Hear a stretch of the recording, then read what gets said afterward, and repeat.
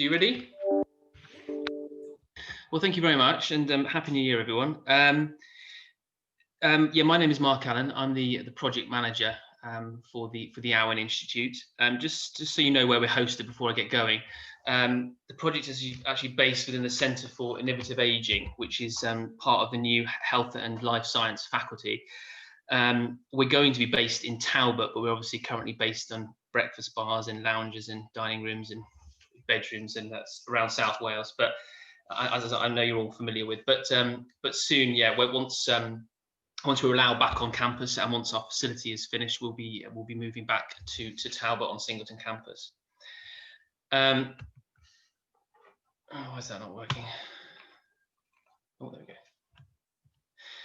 Yeah, so for the next sort of 10-15 minutes, I'm going to give a kind of brief context and rationale for the project, just so you can understand where this has all come from. I'm going to give an outline of a project and how we've been funded. I'm going to highlight some of the key targets for our project, which are similar to many of the targets for Computational Foundry, similar type of targets. The scale is obviously a lot smaller, but it's the same, come from the same pot of funding, so there's some kind of common ground.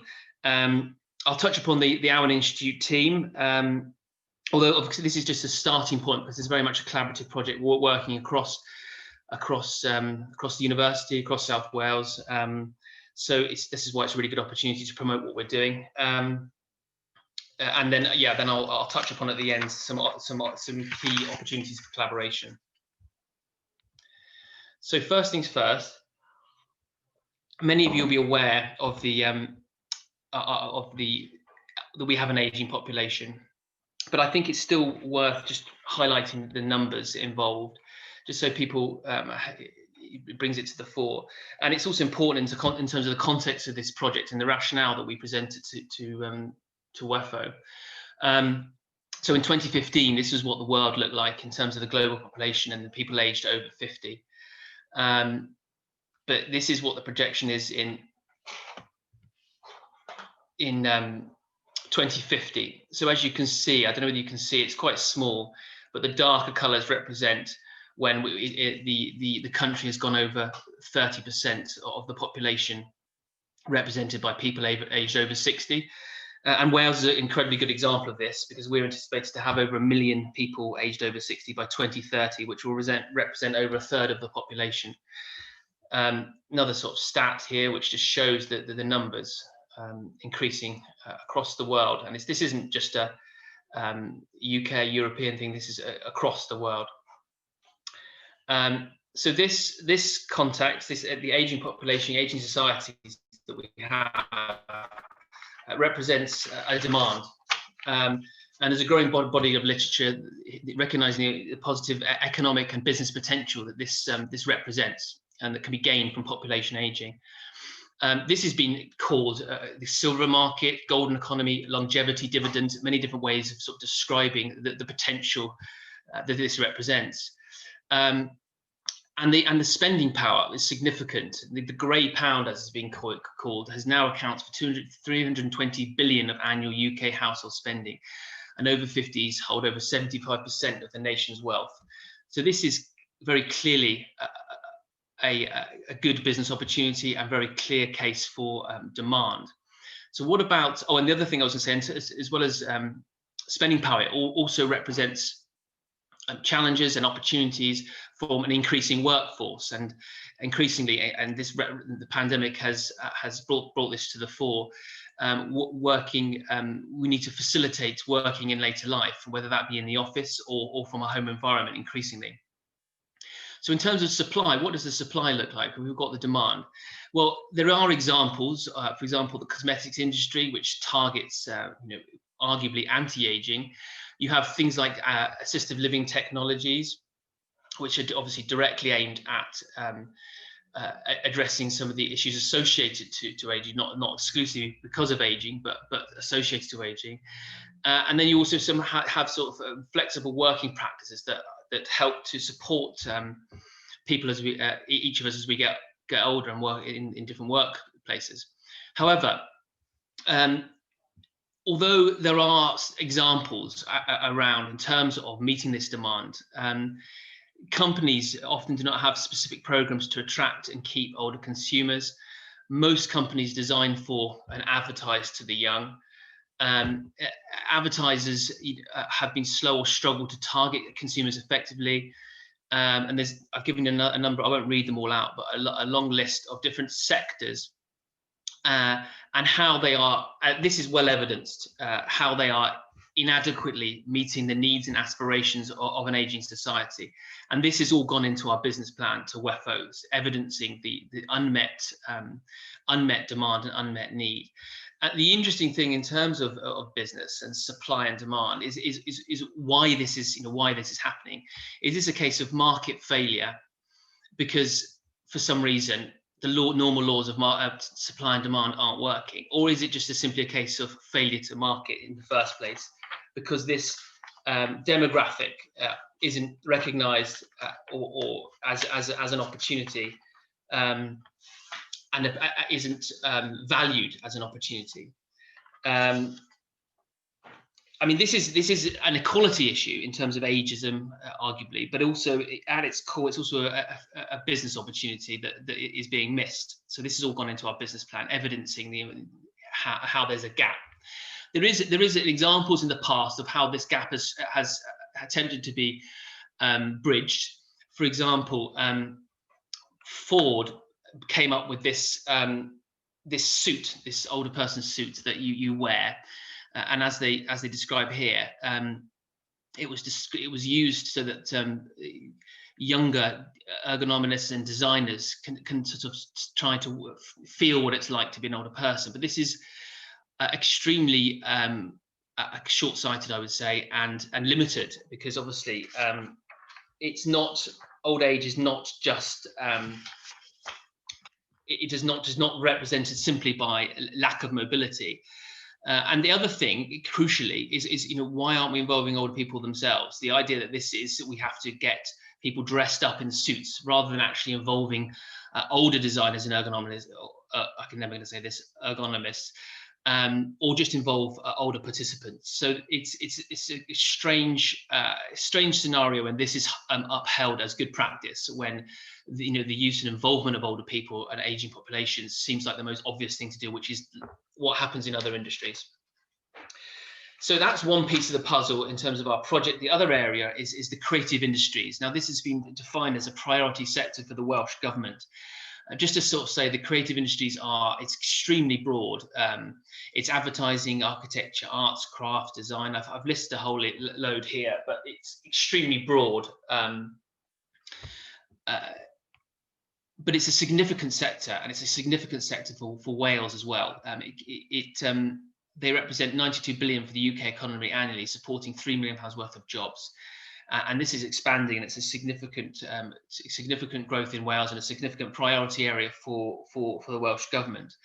Also, it is a particularly youth-focused ageist sector. For example, the fashion industry's ageism could cost it 11 billion in the next 20 years. This was a Guardian article that I found. I think this was early last year.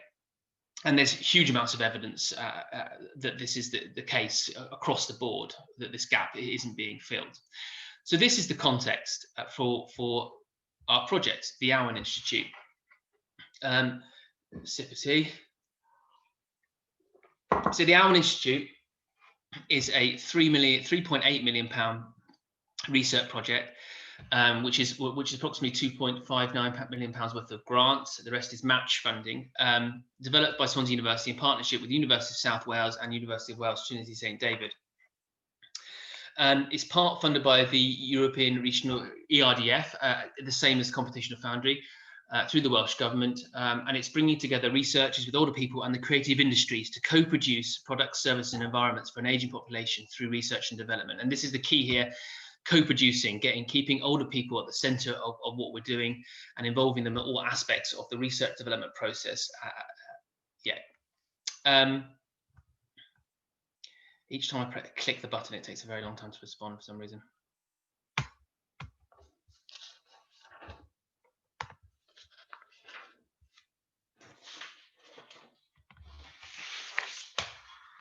Sorry, bear with me. It's not responding for some reason.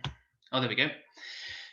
So that's the funding and the premise, as I say, based on the involvement, active involvement, co-production, co-creation with older people. And a key feature of this project is the a state-of-the-art custom-built living lab based at Swansea University Singleton campus. This places older people at the centre of innovation, and this living lab, I'll show you a few photos in a second, will provide a flexible space to develop products and services in simulated environments, such as a workplace, a home, a shop, etc. So here we go. So here's the living lab. This is where we're at the moment. Although I'm getting some new photos today. I don't know whether you can see this. Hopefully you can see these photos, but this is kind of in this sort of central apex as part of in Talbot building. And this block you see here, I don't know whether you can see my cursor, but this is the living lab space. So here we're going to have a bedroom, we're going to have a lounge area, a kitchen, and then a bathroom at the end, with large screens simulating windows out to the outside world, which can be adapted. There'll be lots of monitoring devices in this space, so older people or anyone can come in, try out different product services, and we can simulate different environments in a very controlled way to be able to test product services and different environments with older people. This is the staircase up to the mezzanine level.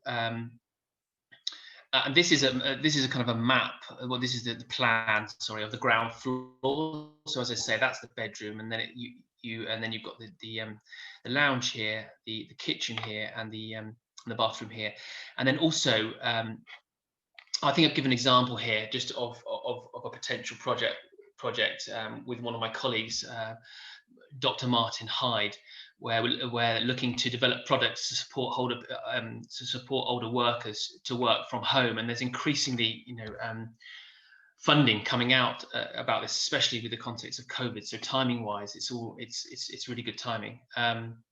So that's the living lab space on the ground floor, which represents the second floor of Talbot. And then also on that ground floor, just in this space here, we've got it was actually in the built business plan called a virtual reality facility, location-based virtual reality facility, but we're calling it a VR garden as it's sitting just outside the home, the mocked-up house, and which also can be used, as I say, as a workspace and other things. So this VR garden also is, we haven't bought all the technologies because we're working closely with colleagues in Computational Foundry and other colleagues across the university that have expertise in VR to identify the most appropriate technology that will help us kit out the space in terms of the infrastructure, but also the equipment to future-proof it, to make it relevant going forward in the next couple of years, and also make it suitable for the projects and ideas that are developing as a result of the various events that we've got that we'll be developing. I mean, this represents huge amounts of opportunity, not only to simulate external environments, rather than the home, obviously, and the workspace is at one particular can simulate certain types of environment, but obviously the VR space can simulate external environments. But also we can test other ideas such as virtual contact via avatars, or tapping into the gaming industry, for example, which is huge amounts of potential. So that's a sort of, and the other thing to say as well, on the third floor of Talbot, which is the only bit of Talbot which is a third floor, which is we're completely taking over, which is going to be a cafe lab. So it's going to be a relaxed environment with lots of collaborative technologies to be able to hold workshops, sandpits, and research development groups. So we're going to have a pipeline of activity where we generate research ideas with older people, with creative industries, with any external stakeholders or colleagues across the university or further afield. And then we work towards putting in research bids, capturing research funding, and then carrying out this research in these spaces, and then ultimately potentially working with projects such as Accelerate and Agora IP, and working towards commercialization. So there's a huge amount of potential, and this space is really nice. It's got big windows looking out to the bay. and it will be hopefully just a really nice, relaxed. And these are kind of like little booths that you've got here, and different types of seating, although slightly different to this now. I think the plans have evolved slightly, but hopefully it'll be a relaxed space to sort of bring out the best and come up with creative ideas. So our key targets, I don't know whether you'll be familiar with the computational targets, but they're similar, obviously a lot smaller in scale. But we need to complete, as part of our project, we need to complete the refurbishment of the Talbot, the Living Lab, the location-based virtual reality facility, and the Cafe Lab. We've got to capture £4.5 million worth of research grant capture over the 3 years. I should say as well, I didn't mention this, the actual timescales. The project started last September, that's September 2020, and it was due to finish in August 2022, but due to COVID, all the delays associated to the refurbishment, but also to the events we've not been able to hold due to not being able to contact some of our key stakeholders, such as the creative industries, but obviously older people. WEFO have agreed in principle to extend the project by 10 months. So hopefully we should be able to. We're going to have a reprofile in spring, and hopefully that will take us to June 2023. So that's the current timescales. So we've got £4.5 million worth of research grant capture, £275,000 worth of BIRD, which is effectively investment from industry, 12 new researchers, evidence collaboration with at least 20 research projects. And then we've got a series of events, and this is our there's sandpits, which is basically spaces to. I'm sure you're all familiar with sandpits, but open creative spaces to develop new ideas, workshops, and then RDGs. And the idea is that we flow towards RDGs to then put in competitive research proposals to capture research funding. So this is kind of the model that we're working with, and these are our key targets. Just to give you an idea, I won't delve into the governance structure, but this just gives you kind of a broad idea of colleagues that are involved in the project. We've got people from within the Centre for Innovative Aging. We obviously have the expertise in different areas of aging and gerontology, but we've also got colleagues from psychology, history, Health and Wellbeing Academy, Sports Science, School of Management, where our expertise in commercialization comes in. And as you'll see, you've got Matt Jones is one of our cross-cutting theme leads on digital economy. Hence, we're working very closely with Matt as well. And he's also helping us forge links with Computational Foundry, with Cherish DE. But we've also got external colleagues here. Professor Ian Walsh, who is an expert in design and development from University of Wales, Trinity St David, and Professor Ruth McElroy, who's an expert in media, culture and performance from University of South Wales. We've also got 4 new colleagues that will be joining the team, but we've just finalised their secondment. That's Hugh Summers, Professor Hugh Summers, Professor Paul Rees, Dr. Joe Hudson, and Dr. Claire Barnes, all from engineering, and they're all adding significant value to the project team. I can share the full list with anyone that's interested, and also which highlights their expertise and what the plan is for, what expertise they're bringing to the project. But as I say, this isn't an exclusive team, exclusive institute. This is very much open for collaboration with anyone that's interested in developing ideas in this area. So hence this, it's a great opportunity to share the potential with colleagues such as yourself. This is a list of, I don't know how I'm doing for time, Heidi. How long have I been? We're okay. Yeah, this is just a list of other key partners and key collaborators that were mentioned on our in our business plan. They will provide letters of support. And you'll notice there's a website address here. This is imminently, it's not actually live at the moment. It's going to be, we were speaking to our external marketing company that helping develop the website, and it's looking really good, but it's not going to be, there's been a lot of delays associated with that as well with COVID, and that's going to be likely to be finished now, hopefully before the end of the month. And also timescales wise, I should say, the building's coming on really well despite everything, and it was due to be finished last August, but now we're looking like it's going to be finished in March. So then it's quite good timing in terms of the website being a kind of significant way to promote the institute. The building will be around, hopefully be ready around the same time. Obviously, we'll have some constraints in terms of how we can use the space in terms of being able to go onto campus. but we will obviously start using it as soon as we possibly can. So this is a list of other external colleagues and partner organisations, but this is not by any means an exclusive list. So opportunities for collaboration, I think they're probably fairly self-explanatory, given the work of the Computational Foundry, and you'll be familiar with these kind of the aims and objectives and the way we work.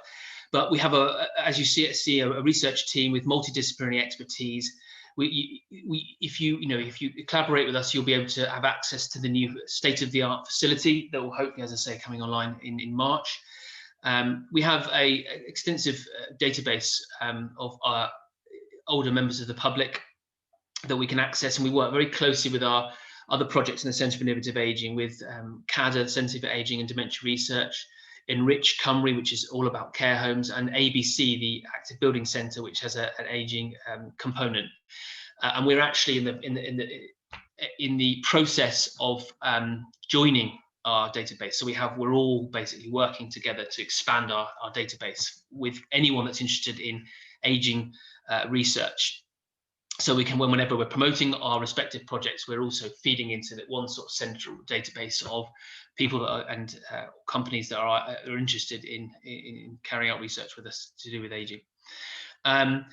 Writing bids, obviously, and then ultimately developing, co-producing and co-creation of new products, services and environments for an ageing society, which hopefully will lead towards commercialization. I mean, as you'll know, strictly speaking, our project is all about research development, grant capture and capacity building. But ultimately, we want the aim of the institute, within the life project and beyond, is to work towards developing new stuff that's actually going to benefit all of us as we get older. So I think that's everything. So I don't know if you've got any questions, but thank you very much for listening. I don't know whether anyone's still there. I can only see a few faces.